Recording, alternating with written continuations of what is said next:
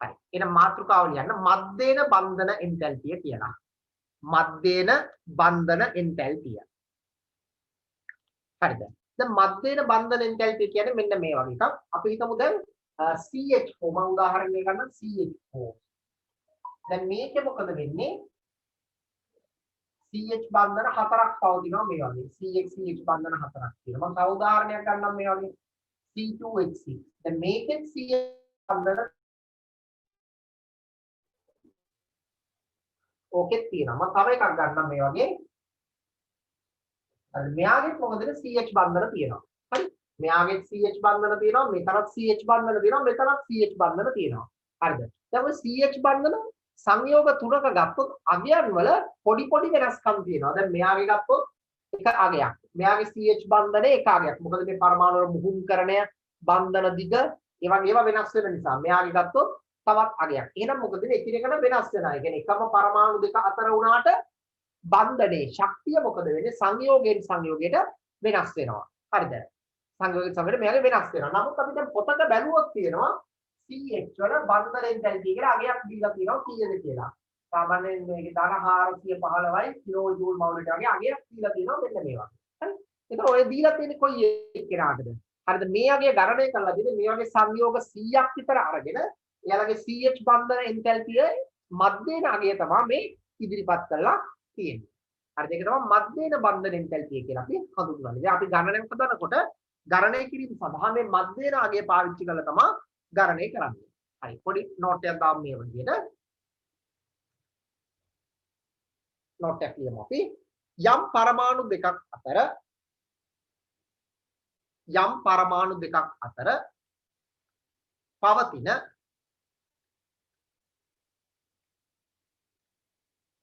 බන්ධන ශක්තිය සංයෝගයෙන් සංයෝගයට සුළු වශයෙන් වෙනස් වේ.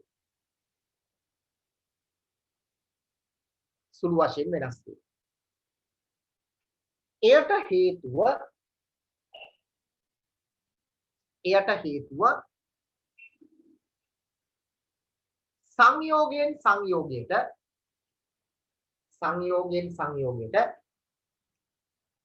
පරමාණු වල මුහුම්කරණය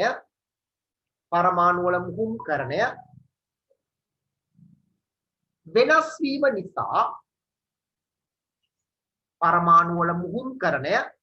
වීම නිසා බන්ධන දිග වෙනස් වී බන්ධන ශක්තිය වෙනස් වීමයි. බන්ධන දිග වෙනස් වී බන්ධන ශක්තිය වෙනස් වීමයි. එම නිසා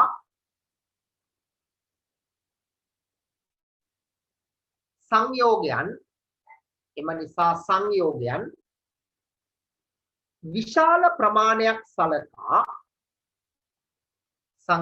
විශාල ප්‍රමාණයක් සලකා යම් පරමාණු දෙකක් අතර සංයෝග විශාල ප්‍රමාණයක් සලකා යම් පරමාණු දෙකක් අතර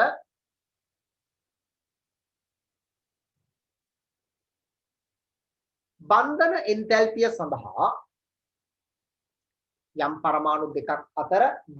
එන්තැල්පිය සඳහා මධ්‍යන අගයක් ගණනය කරයි.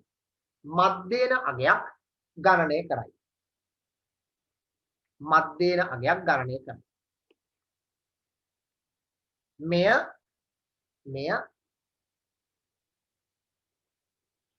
මධ්‍යන බන්ධන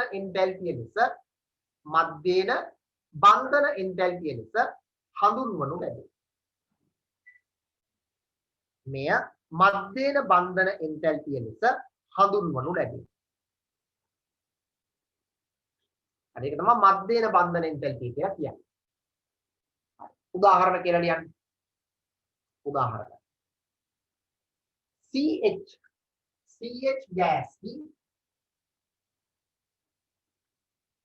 CH gas මධ්‍යන බන්ධන එන්තැල්පිය මධ්‍යන බන්ධන එන්තැල්පිය ගණනය කිරීමේදී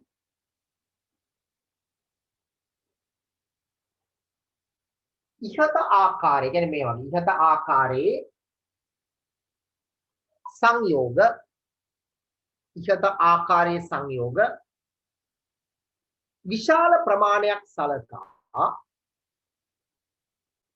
ඉහත ආකාරයේ සංයෝග විශාල ප්‍රමාණයක් සලකා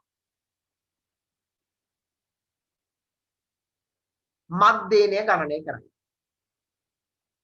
විශාල ප්‍රමාණයක් සලකා මධ්‍යනය ගණනය කරයි.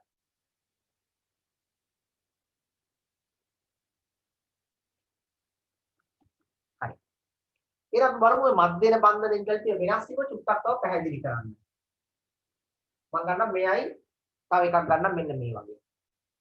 මම මේක පේජ් එකක් අඳින්නම් මේ තුලම එකක් මම ගන්නවා CH4 අනිත් එක ගන්නවා විත්ත බන්ධනේ මෙයාව අර ගන්නවා ඊළඟට අර ගන්නවා මෙන්න මෙයාව අර ගන්නවා සංයෝග තුනයි.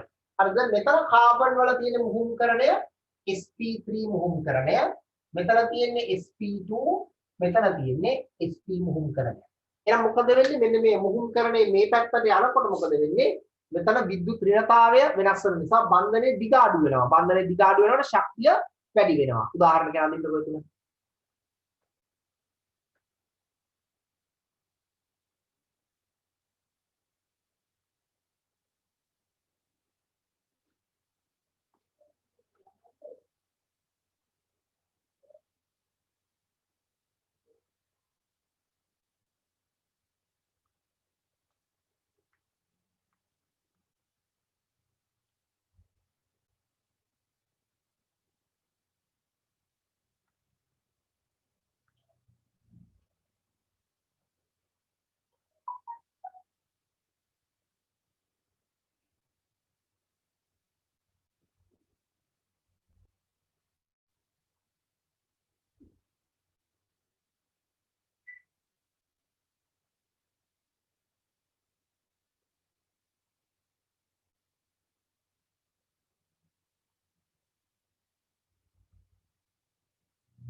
හරි කියලා මෙහෙම ලියන්න. sp3 සිට sp3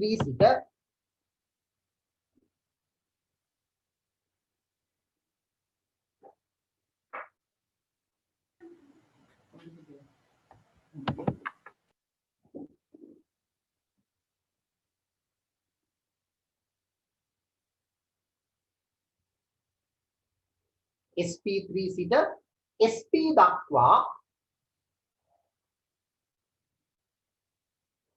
sp3 සිට sp දක්වා මුහුම්කරණය වෙනස් වන විට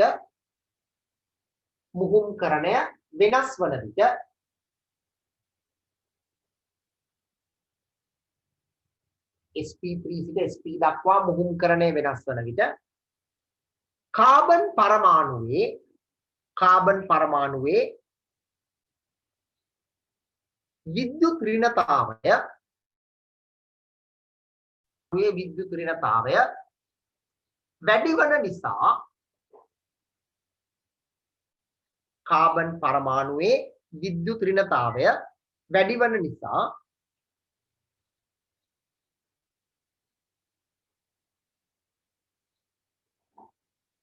බන්ධන ප්‍රබලතාවය හා බන්ධන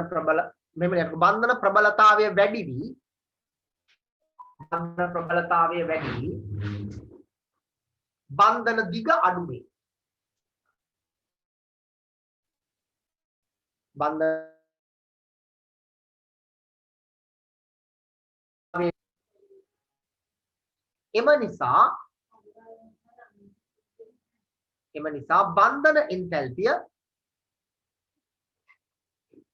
එම නිසා බන්ධන එන්තැල්පිය වැඩි වේ. එම නිසා බන්ධන එන්තැල්පිය වැඩි වේ.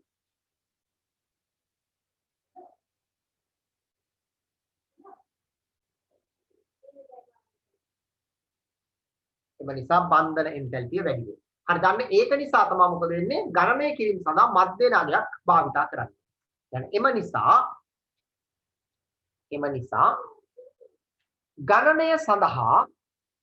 ගණනය සඳහා මධ්‍යන බන්ධන එන්තැල්පියක් භාවිත කරයි. ගණනය සඳහා මධ්‍යන බන්ධන එන්තැල්පියක් භාවිත කරයි.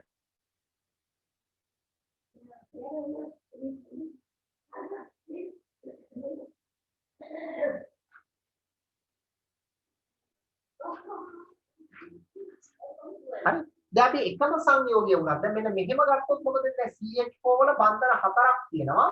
දැන් මේ බන්ධන හතරෙන් බන්ධන එන්තැල්පිය එකිනෙකට වෙනස්. කියන්නකෝ එකම සංයෝගයේ වුවද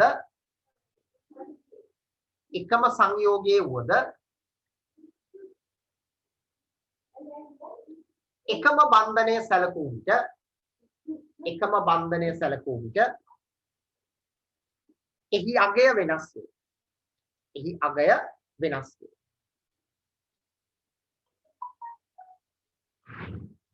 උදාහරණ කියලා මෙහෙම ලියන්න.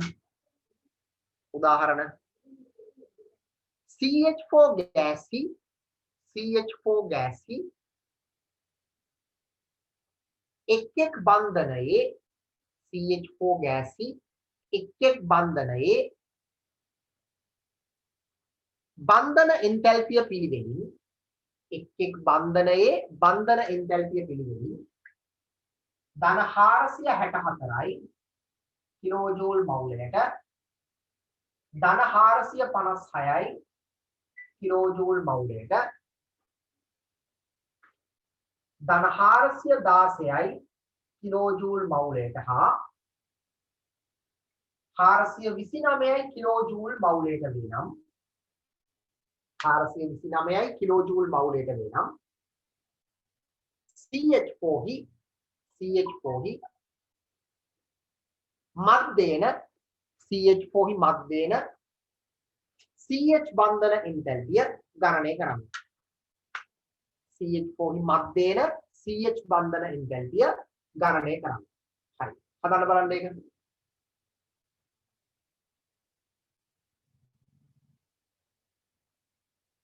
හරි. හදන්න බලන්න ඒක.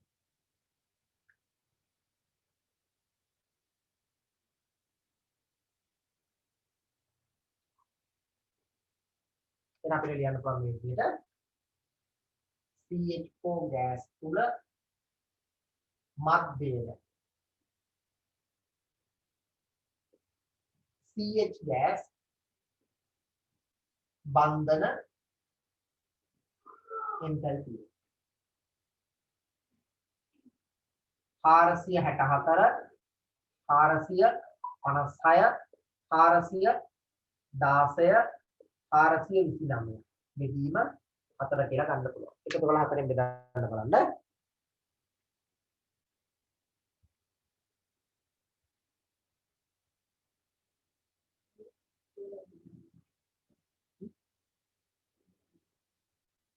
හරි 441.25 441.25 කිලෝජූල් මවුලය.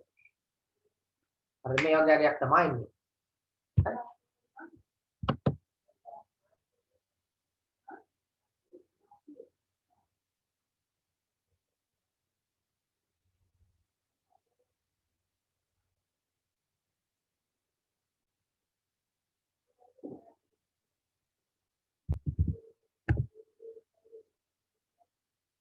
හරි දැන් මේකල පෙන්නන්න.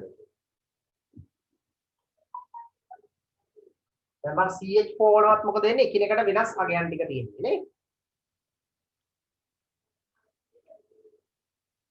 හරි දැන් ඒකෙදි මතක තියාගන්න ඕනේ මෙන්න මේ වගේ. දැන් CH4 gas මේ වගේ තියෙනවා නම් දැන් 464 කියලා කියන්නේ මේකෙන් කෝකද කියලා කියන්න බෑ. දැන් ඉස්සෙල්ලා බින්න මේ හතරෙන් ඕනම එකක් ඉස්සෙල්ලා කඩනවා. පළවෙනිම බන්ධනය. කඩන පළවෙනි බන්ධනය අගේ තමයි 464. ඊළඟට ඉතුරු බන්ධන තුනේ දෙවෙනියට කඩන එකේ මේකයි. ඒ කියන්නේ මේකම කියලා කියන්න බෑ.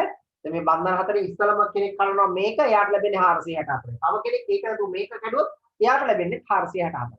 අන්න ඒ වගේ. ඒ ස්ථිර වශයෙන් බන්ධනය නැහැ. බින්න පළමු බන්ධනය තමයි 464 වෙන්නේ. ඒක තමයි මධ්‍යන බන්ධන එන්තැල්පි කියලා අපි හඳුන්වන්නේ. හරි. ඊට අලුත් මාතෘකාවක් කියන්න. සංයෝගයක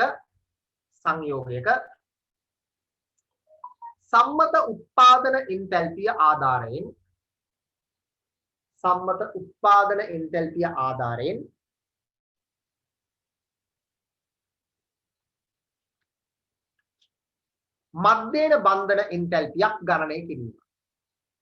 මධ්‍යන බන්ධන එන්තැල්පියක් ගණනය කිරීම. සම්මත උත්පාදන එන්තැල්පිය ආධාරයෙන් මධ්‍යන බන්ධන එන්තැල්පියක් ගණනය කිරීම. හරි. අපි පොඩි උදාහරණයක් හදමු. ඒ CH4 වලටම හදලා බලමු කොහොමද කියලා. හරි. මේව ලියන්න. CH4 ගෑස්හි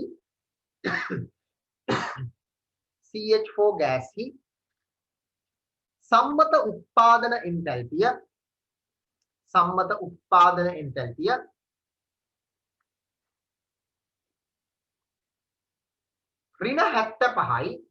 ඍණ 75යි කිලෝජූල් මවුලයටද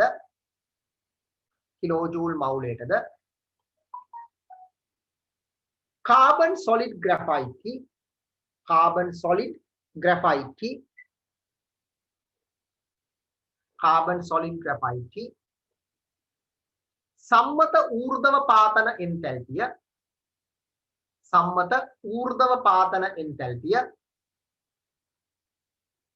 සම්මත ඌර්ධව පාතන එන්තැල්පිය ධන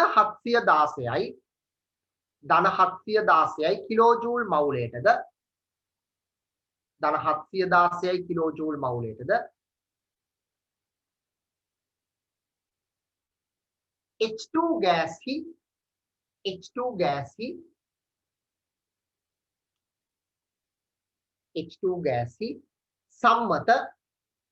H2 ගෑස්හි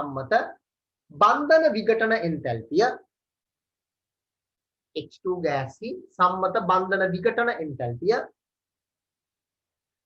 ධන 436යි කිලෝජූල් මවුලයටද නම් CH4 ගෑස්හි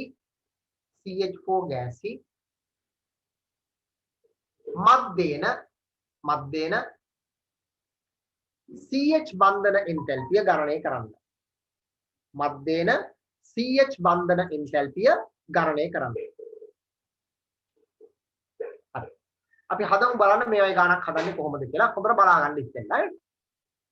දැන් බන්ධන එන්තැල්පීන් ගණන් හදනකොට මේ වගේ බන්ධනේ නිරූපණය කරන්න ඕනේ. මේව නිරූපණය කරොත් මේ වරදින්න තියෙන හැකියාව අඩුයි. එහෙනම් අපි මේ විදිහට CH4 අඳිමු. එහෙනම් උත්පාදන එන්තැල්පිය ඉස්සලම ලියනවා. කාබන් සොලිඩ් ග්‍රැෆයිට් ධන H2 ගෑස්. මේ වගේ දෙකක් තියෙනවා. එහෙනම් මේක තමයි ඍණ 75යි කිලෝජූල් මවුලයට කියලා අපි දාන්නේ සම්මත උත්පාදන එන්තැල්පිය. හරිද? මට පුළුවන් මෙතන තියෙන CH බන්ධන 1 2 3 4ක් තියෙනවා. හතරම කඩලා බන්ධන විඝටනය කළා වායුමය කාබන් සහ වායුමය හයිඩ්‍රජන් පරමාණු අරගෙන. දැන් මම බන්ධන 4ක් මෙතෙන්දි කඩන නිසා මම මේ විදිහට දාන්නම්. H side B එතන 4ක් කඩනවා CH gas. බන්ධන මවුල 4ක් කඩනවා. හරිද? මම ඒ වගේම පුළුවන් මෙතන ඉඳන් මෙතෙන් දෙන්නත් පුළුවන්. එහෙනම් ඉස්සෙල්ලාම බලමු කාබන් සොලිඩ් ග්‍රැෆයිට්. සොලිඩ් එකක් ගෑස් කරන එක තමයි ඌර්ධව පාතන එන්තැල්පිය කියලා කියන්නේ. ඒ අගය මම දුන්නා ධන 716යි කිලෝජූල් මවුලයට. මවුල එකක් නිසා එකෙන් වැඩි කරා. ඊළඟට හයිඩ්‍රජන් වල හයිඩ්‍රජන් H2 ගෑස් මවුල දෙකක් කඩනවා. ඒ නිසා H2 ගෑස් මවුල දෙකක් කඩන නිසා දෙකෙන් වැඩි කරන්න. 436යි කිලෝජූල් මවුලයට කියලා එකේ. හරි. ඔන්න දැන් චක්‍රය සම්පූර්ණයි. අපි තාප රසායනික චක්‍රය මේ පැත්තෙන් ගිහිල්ලා මෙතෙන්ට ආවා. මෙතන ඉඳන් මෙතෙන්ටත් දානවා. දැන් හෙස් නියමේ දාමු බලන්න අපි මේකට. දැන් දාමු බලන්න අපි හෙස් නියමය.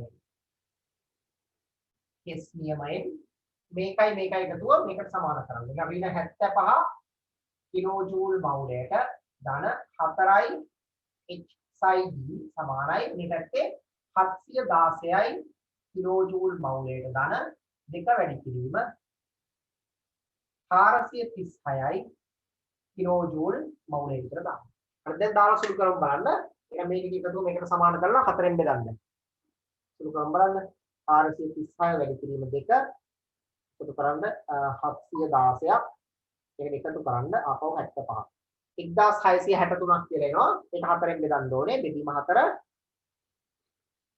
415.75යි. එහෙනම් මේකට ලැබෙනවා අපිට CH බන්ධන එන්තල්පිය 415.75යි කිලෝජූල් මවුලට. ඔය මේ වගේ අගයක් ලැබෙන්නේ අපිට. අද අරගෙන පෙන්නන්න බලන්න දෙන්න. හදන්න ගන්න.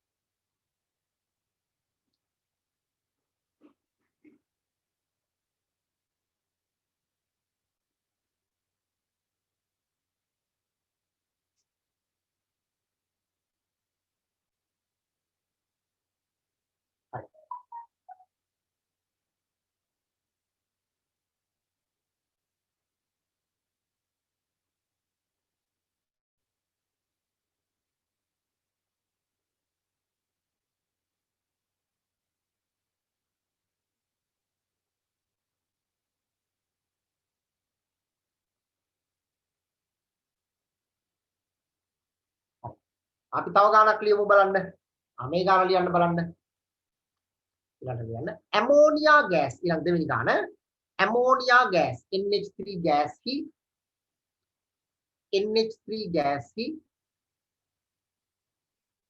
සම්මත උත්පාදන එන්තල්පිය NH3 ගෑස් කි සම්මත උත්පාදන එන්තල්පිය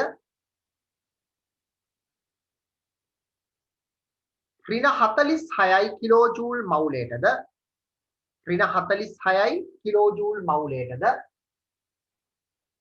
ඍණ 46යි කිලෝජූල් මවුලයටද N2 ගෑස් හා N2 ගෑස් හා H2 ගෑස් කි N2 ගෑස් හා H2 ගෑස් කි N2 ගෑස් හා H2 ගෑස් කි බන්ධන විඝටන එන්තල්පීන් පිළිවෙලින් බන්ධන විඝටන එන්තල්පීන් පිළිවෙලින් ඍණ 946යි ඍණ 946යි කිලෝජූල් මවුලයට සහ ඍණ 946යි කිලෝජූල් මවුලයට සහ sorry මේක ඍණ නෙමෙයි ධන 946යි කිලෝජූල් මවුලයට සහ ධන 436යි කිලෝජූල් මවුලයට වෙනම් ධන 436යි කිලෝජූල් මවුලයට වෙනම් ammonia gas ही NH බන්ධන විඝටන එන්තැල්පිය ගණනය කරන්න. NH බන්ධන විඝටන එන්තැල්පිය ගණනය කරන්න. NH බන්ධන විඝටන එන්තැල්පිය ගණනය කරන්න. හරි. මම එකක් හදන්නම් බලාගන්න. හරිද? එහෙනම් ඇමෝනියා වලට අපි යන්න ඕනේ. එහෙනම් ලියන්න. දැන් මම කොහොමද බන්ධන එන්තැල්පි ගානක් හදනකොට ඇමෝනියා මේ වගේ බන්ධන විහිදෝලා ලියන්න ගෑස් කියලා ලියන්න. එහෙනම් මේක හදන්නේ නයිට්‍රජන් වලින්. මේකෙන් භාගයයි ගෑස් සහ තුන බෙදීම දෙකයි H2 ගෑස්. එහෙනම් මේක තමයි ඍණ 46යි කිලෝජූල් මවුලයට කියලා දීලා තියෙන්නේ. එහෙනම් මම මෙතනින් මේ NH බන්ධන 1 2 3ක් තියෙනවා. තුනක් කඩලා වායුවේ පරමාණු ගන්නවා. සහ 3යි හයිඩ්‍රජන් ගෑස්. එහෙනම් මම බන්ධන තුනක් කඩන නිසා 3ෙන් වැඩි කරනවා H side NH gas. NH gas බන්ධන මවුල 3ක් කඩන නිසා 3ෙන් වැඩි කරනවා. ඊට පස්සේ මම මෙතනින් නයිට්‍රජන් වලින් බන්ධන කඩලා වායුවේ පරමාණු මවුල එකක් ගන්නවා. මෙතන මවුල භාගයක් කඩන්නේ මම මවුලයකට දෙනවා 946 කියලා දීලා තියෙනවා. ඒතර 946 බෙදීම 2යි කිලෝජූල් ධන හයිඩ්‍රජන් මවුල 3 බෙදීම 2ක් කඩනවා. එහෙනම් මවුල එකකට මේ ගානක් 3 එකෙන් එක වැඩි කරන්න. දෙකෙන් 3 වැඩි කිරීම 436යි කිලෝජූල්. දැන් S නියමේ දාන්න මේකට. මේ දෙකේ එකතුව මේ පැත්තට සමාන කරන්න. දැන් අපි ලියනවා S නියමය. S නියමයෙන් මේකේ ඍණ 46යි කිලෝජූල් මවුලයට ධන 3 වැඩි කිරීම H side සමානයි 946 බෙදීම 2 දෙකෙන් 3යි 436. අසුරු කළ ගන්න වර්ග උත්තරේ කීයද කියලා?